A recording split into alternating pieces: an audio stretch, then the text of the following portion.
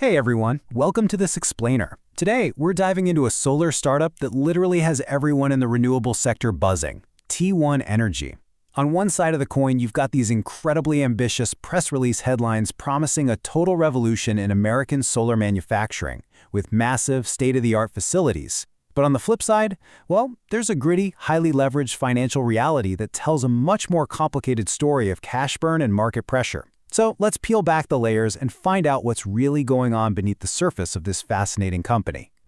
Okay, let's dive into this. Here is our roadmap for today. We'll start with the T1 Energy story, move on to their mixed bag Q1 financials, tackle the reality of their cash burn, check out their expanding solar footprint, and finally, look at trading the recent TWE stock slide. All right, part one, the T1 Energy story. So to really grasp their financials, we kind of need to know what they're actually doing, right?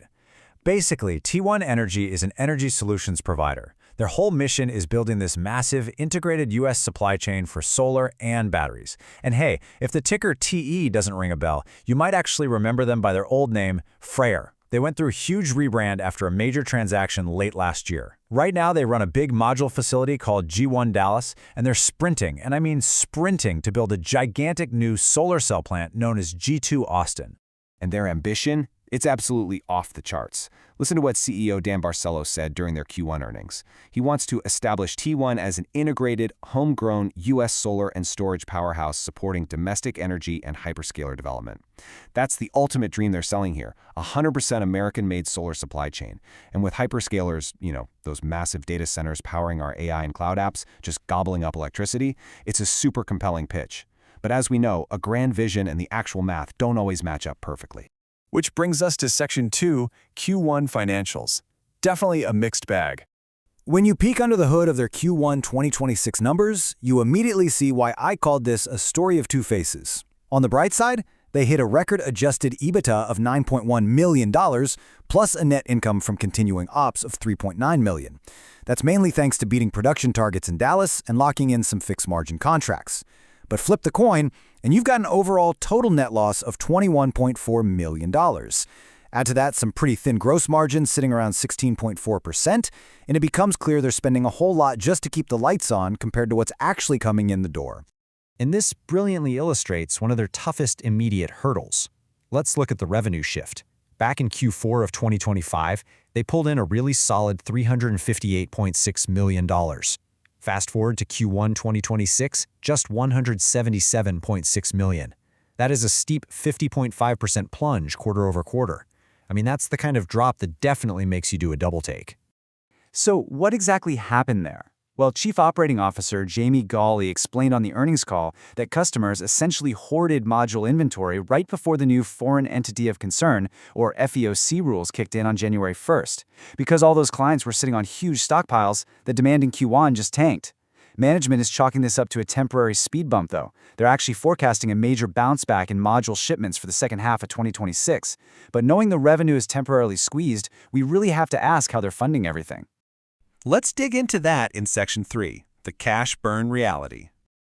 Okay, we're going to get into some dense metrics here, but bear with me because this is absolutely crucial. Looking at their overall financial health score, they're sitting at a weak 36 out of 100 compared to industry peers. But the real standout is that Altman Z-score at 0.14. Usually, anything under 1.81 is a red flag for elevated distress risk, mostly because of the absolute mountain of liabilities they have stacked against their market cap.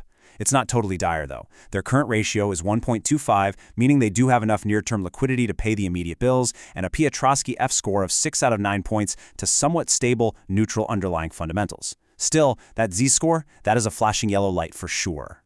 So, the crucial point is right here. Negative $133.6 million. That was their free cash flow in Q1 2026 alone. Just think about that.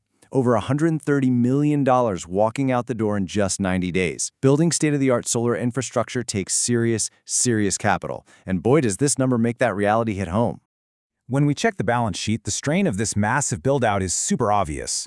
As of Q1, they had $46.4 million in unrestricted cash and $77.3 million in restricted cash, but weigh that against a staggering $330.2 million in long-term debt.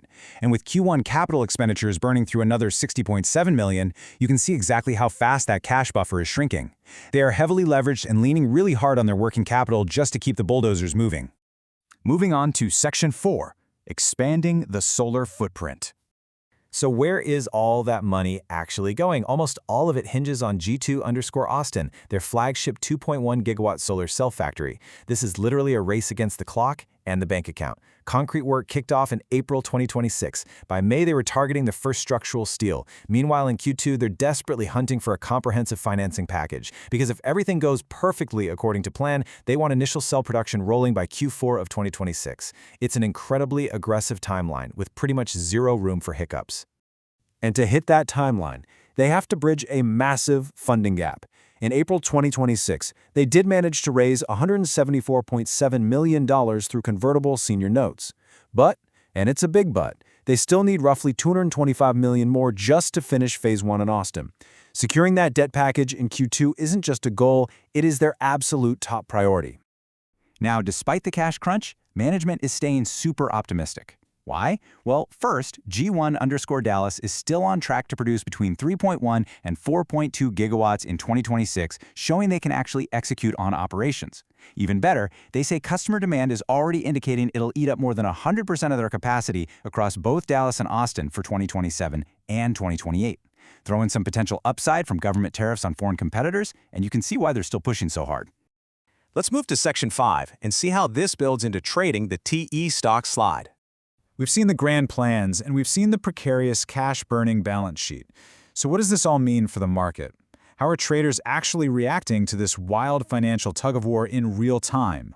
Now, what's really interesting here is the technical setup. The stock took a pretty nasty slide from around 10.90 cents in late June down into the mid-$6 range. But lately, it's just been resting, tightly consolidating mostly between 6.50 and 6.90. It's a total watch-and-wait scenario right now. Keep an eye on that $6.34 mark. That's key support. If it cracks below that, short sellers might pounce and push it even lower. On the flip side, if it cleanly breaks above 6.90 on high volume, we could easily see momentum buyers rush in, betting on a successful financing deal. Which brings us to the ultimate billion-dollar question. Will T1 Energy's massive factory expansion pay off before the cash completely runs out? It is a high-wire act between operational execution and financial survival. You'll definitely want to watch their Q2 financing updates and how fast those steel beams go up in Austin, because that is what will make or break this homegrown solar powerhouse. Thanks for hanging out with me for this explainer. I really hope you found this breakdown valuable, and as always, keep learning.